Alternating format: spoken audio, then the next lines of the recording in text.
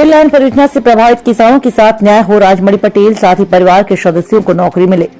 पश्चिम मध्य rail द्वारा Singrauli rail पथ निर्माण में छतरपुर, पन्ना, सतना, रीवा तथा सीधी जिले के किसानों की जमीन का अधिग्रहण 14 अक्टूबर 2016 के तहत एक सदस्य को रेलवे में नियुक्ति दिए जाने का प्रावधान किया, जिसके तहत सिर्फ 85 लोगों को ही नियुक्ति दी गई।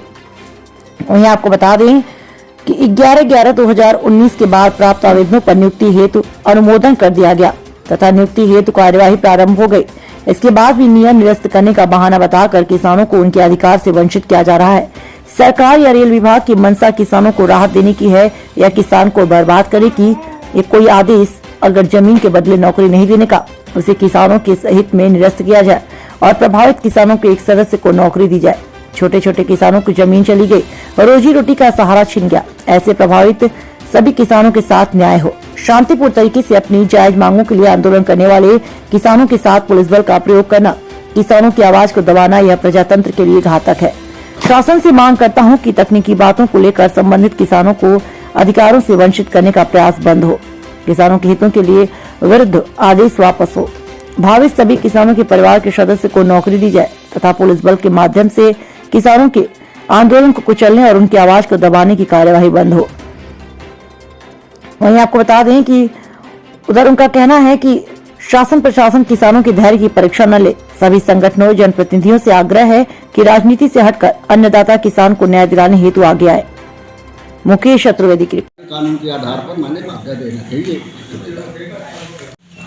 शिवरात्रि के अवसर पर और आज जो आप सबको बुलाने का मकसद था, एक बहुत ही गंभीर समस्या, चुनौती जो कुछ कहिए हमारे सामने है। आप सबको मालूम है कि जो ये रेलवे लाइन का, सिंगरौली का और छतरपुर वाली का जो निर्माण हो रहा है, उसमें हमारे किसान आंदोलन कर रहे हैं और उस आंदोलन को कुचलने का प्रयास किया जा रहा है। पुलिस बल भेज करके उनके मनोबल को तोड़ने का प्रयास किया जा रहा है। उनको डराने का, धमकाने का काम किया जा रहा है कि अगर माने इस आंदोलन करोगे, अपनी मांग रखोगे तो केस में फंसा दिया जाएगा, मुकदमा चालू कर दिया जाएगा। तो इस वजह से धमकाने का प्रयास हो रहा है। यही कहना चाहते हैं कि सरकार कह रही है अमृतकाल है, अमृतकाल है, तो क्या किसानों के लिए जो है तो विषकाल बनने का प्रयास कर रहे हैं? क्या अमृतकाल में है? उदारतापूर्वक विचार करें, किसानों की समस्याओं को हल करें और एक परिवार के सदस्य को नौकरी दें।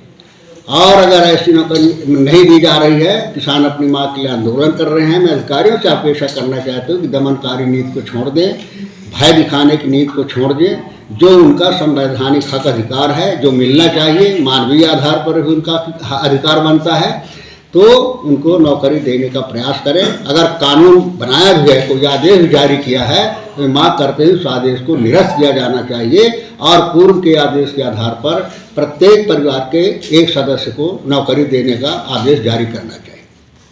हम चाहते हैं कि मानवीय पहलू है, किसी के भविष्य से जुड़ा हुआ सवाल है और ऐसे सवाल में हमें हर तरह के दृष्टिकोण से अलग होकर के राजनीति में भी है, राजनीतिक दृष्टिकोण अलग कर देना चाहिए और सभी लोगों को एक मानवीय आधार पर विचार करना चाहिए और इस तरह के काम में सबका सहयोग मिलना चाहिए, चाहे राजनीतिक क्षेत्र में हो, चाहे प्रशासनिक हो, चाहे पत्रकारिता के क्षेत्र में हो। सबका ये दायित्व बनता है कि इस तरह की परिस्थिति ये न मानी जाए कि केवल किसान की है, किसान से जुड़ा हुआ सब है। पत्रकार भी किसान से जुड़ा है, नेता भी किसान से जुड़ा है, अधिकारी भी किसान से जुड़ा हुआ है। तो ये सारे लोगों की समस्याएं हैं, इसको प्रमुखता से लेना चाहिए और इस आवाज़ को बुलंद करना चाहिए और सरकार को इस पर विचार करना चाहिए। इसी वजह से आज हमने बुलाया था कि हम सब मिल करके सरकार का ध्यान आकर्षित